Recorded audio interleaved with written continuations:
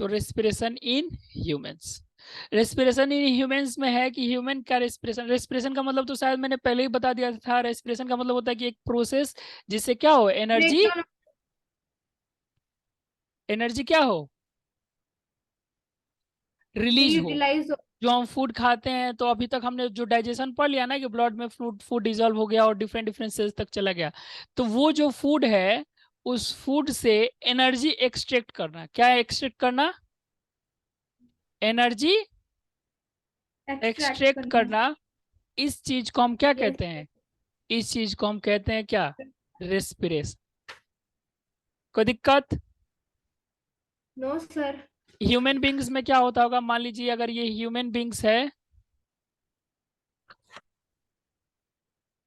तो ये, इसका नाक भी तो होना चाहिए। तो ये क्या करता होगा, गैस ऑक्सीजन लेता होगा, फिर ये ऑक्सीजन ब्लड में या फिर ये ऑक्सीजन यस सर। लंग्स तक जाता है। कहाँ तक, लंग्स तक। फिर लंग्स से वो ब्लड में डिजोल्व होता है, फिर हार्ट में ब्लड जाता है, फिर वो डिफरेंट डिफरेंट बॉडी पार्ट तक ब्लड पहुंच जाता है। फिर वो ब्लड में जो ऑक्सीजन होता है, वो ऑक्सीजन सेल्स में चला जाता है। कहाँ, सेल्स में। फिर सर। सेल्स में से कार्बन डाइऑक्साइड वापस निकलता है, फिर वो वापस उसी ऑक्सीजन ब्लड में मिल जाता है। फिर वो कार्बन डाइऑक्साइड ऐसे करके लंग्स, और लंग्स से करके नाक, और नाक से बाहर निकल जाता है। तो यही है हमारा क्या, respiration in human beings, respiration in human beings. अच्छा, ये मत समझिएगा कि जब हम लोग सांस लेते हैं तो सिर्फ और सिर्फ ऑक्सीजन ही अंदर जाता होगा। नहीं, सब नो सर। डिफरेंट एयर अंदर जाता है, हमारे बॉडी के अंदर एयर जाता है। उसमें से जो ब्लड होता है वो सिर्फ और सिर्फ ऑक्सीजन क्या करता है, एब्जॉर्ब करता है। कभी कभी ऑक्सीजन के अलावा कार्बन मोनोऑक्साइड अगर प्रेजेंट हो, तो कार्बन मोनोऑक्साइड बहुत तेजी से हेमोग्लोबिन में चिपक जाता है। तो इसीलिए देखिएगा कि गांव देहात में लोग अगर मर जाते हैं ऐसे ठंड के दिनों में, क्या होता है कि धुआं करके लोग सोते हैं। तो अगर लिमिटेड ऑक्सीजन का सप्लाई हो, तो कार्बन प्लस ऑक्सीजन मिलकर के कार्बन डाइऑक्साइड ना बन करके कार्बन मोनोऑक्साइड बन जाता है। और ये अगर ह्यूमन के सांस में मिल करके चला जाए ब्लड में, तो ये हेमोग्लोबिन को कैप्चर कर लेता है, और इससे आदमी क्या हो जाता है, मर जाता है। ठीक है। तो ये मत समझिएगा कि सिर्फ ऑक्सीजन ही अंदर जाएगा, नहीं। इसीलिए तो हम लोग मास्क वास्क लगाते हैं दिल्ली में। अगर ठंड बहुत ज्यादा वो हो जाता है, ठंडी हो जाता है, तो यहाँ जो एयर होता है वो पोल्यूटेड हो जाता है, तो हम लोगों को मास्क लगाना पड़ता है कि जो पोल्यूटेड एयर हो वो बॉडी के अंदर ना जाए, नहीं तो नुकसान करेगा, है ना। Yes sir. कोई दिक्कत? No sir. तो ये है हमारा डाइजेशन। देखिए इसमें होता क्या है, ये रेस्पिरेशन इन ह्यूमन बींग्स में, रिच ऑक्सीजन एयर को हम क्या करते हैं, वी ब्रीथ। ठीक है, क्या करते हैं, हम उसे ब्रीथ कर लेते हैं। ठीक है, बाय द प्रोसेस ब्रीथिंग। कोई दिक्कत, कोई नो दिक्कत? सर।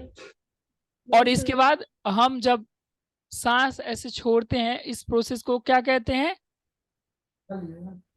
क्या कहते हैं अनु, रेस्पिरेशन। है? तो इसी में सर ब्रीथिंग, किसकी बात कर रहे ब्रीथिंग दो टाइप का होता है, ब्रीथ इन और ब्रीथिंग, हैं? Out exit. BREAT होता है ना, BREATHING।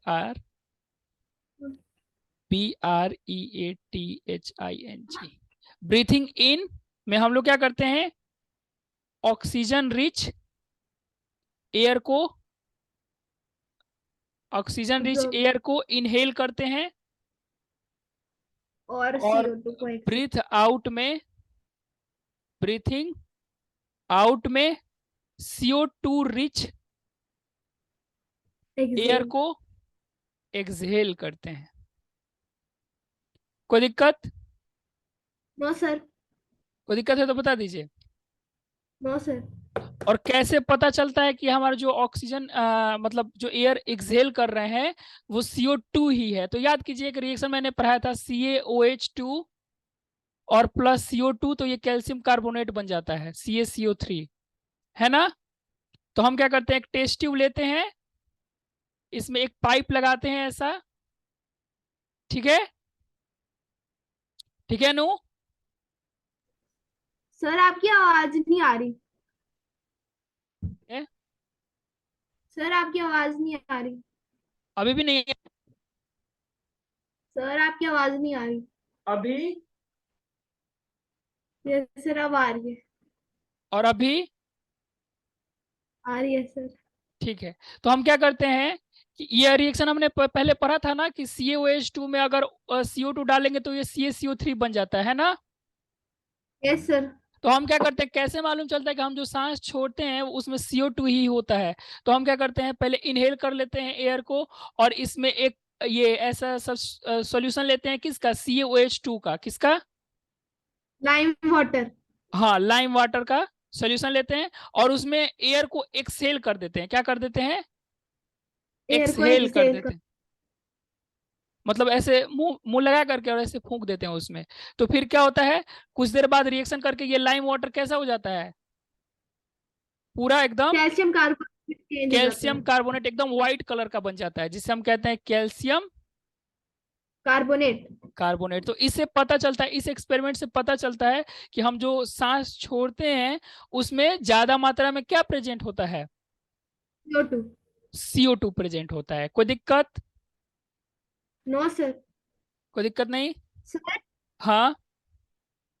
सर जब हम पाइप में वो कुछ कार्बन डाइऑक्साइड एक्सहेल करेंगे तो हमें उस बीकर एक्सेल को नहीं, थोड़ा। हाँ एक्सेल करेंगे तो।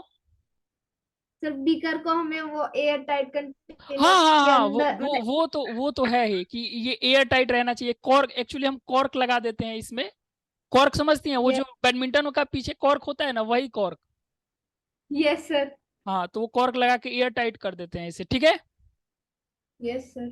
कोई दिक्कत? No sir. कोई दिक्कत है तो बता दीजिए। No sir. ठीक है। तो ये हो गया हमारा।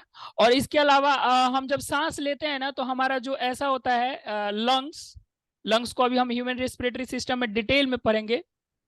ऐसा मान लीजिए हमारा कुछ लंग्स होता है, पता नहीं डायग्राम इसका हम बना देंगे, फिर वो ला देंगे कहीं से। तो लंग्स के ऊपर ऐसा बोन्स होता है, इसे हम क्या कहते हैं? Rib. Rib rib cage cage. कहते हैं। क्या कहते हैं? Rib cage. Rib cage. और इसी के अंदर अंदर लंग्स प्रोटेक्टेड होता है। Yes sir. इसी के अंदर क्या होता है? Lungs protected. प्रोटेक्टेड। और यहाँ नीचे डायफ्राम होता है। क्या होता है? डायफ्राम। डायफ्राम। डायफ्राम किस लिए होता है? डायफ्राम होता है कि स्टमक को और ये लंग्स को सेपरेट करने के लिए। तो जब सांस लेते हैं हम, तो ये क्या होता है, रिब्स जो होता है ना, ये क्या कर जाता है, आ, जब हम सांस अंदर खींचते हैं तो ये क्या हो जाता है, रिब केज लार्जर हो जाता है। क्या हो जाता है?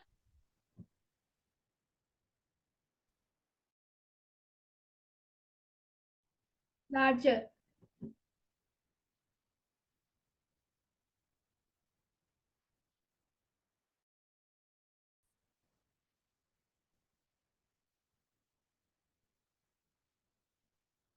सर आपकी आवाज ही नहीं आ रही। हाँ। जब ब्रीथ इन करते हैं तो ये क्या होता है, हमारा जो ये रिब केज होता है ये बड़ा हो जाता है। आवाज आ रही है ना अभी? यस सर अब आ रही हाँ, है। तो ये ब्रीथ रिब केज क्या हो जाता है, बड़ा हो जाता है, और डायफ्राम ऊपर चला जाता है, ऐसा ऊपर हो जाता है। और जब हम सांस छोड़ते हैं तो रिब केज क्या हो जाता है, जब हम ब्रीथ आउट करते हैं तो ये रिब केज क्या हो जाता है, स्मॉलर हो जाता है, डाउन। यस सर और स्मॉल। डायफ्राम ऐसे नीचे चला जाता है। ठीक है। Yes sir. कोई दिक्कत? No sir. तो ये हमने रेस्पिरेशन इन ह्यूमंस पढ़ लिया, रेस्पिरेशन इन एनिमल्स पढ़ लिया। अब जो हमें पढ़ना है वो पढ़ना है ह्यूमन रेस्पिरेटरी सिस्टम एकदम डिटेल में, कि ये रेस्पिरेशन किस तरीके से होता है, वो कल की क्लास में पढ़ेंगे। ठीक है। Okay sir. Okay, bye. Bye sir. तब तक मैथ का होमवर्क कंप्लीट कर लीजिए। Yes sir. ओके।